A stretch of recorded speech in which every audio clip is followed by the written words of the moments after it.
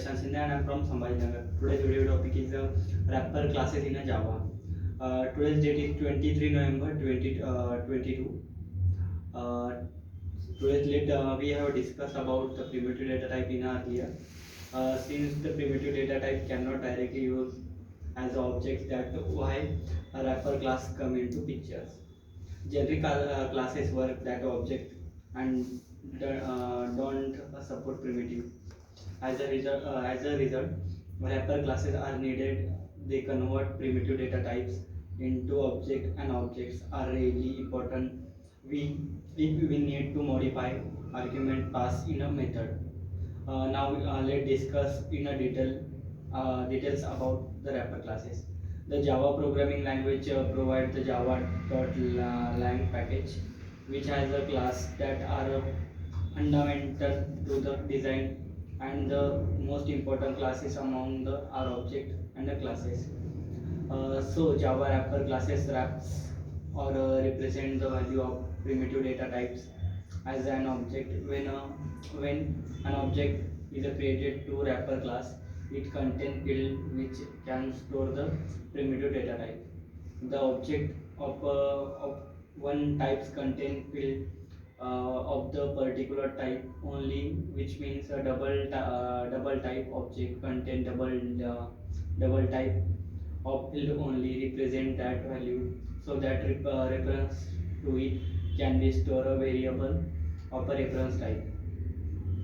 Below, why do you need a classes in a Java? Whenever the primitive types are required as an object, wrapper classes can be used.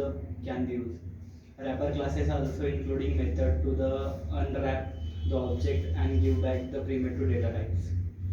It Java.until package the class handle only object, and that's why this case wrapper classes help in the collection of framework data structure such as the array store only the object and not the primitive types.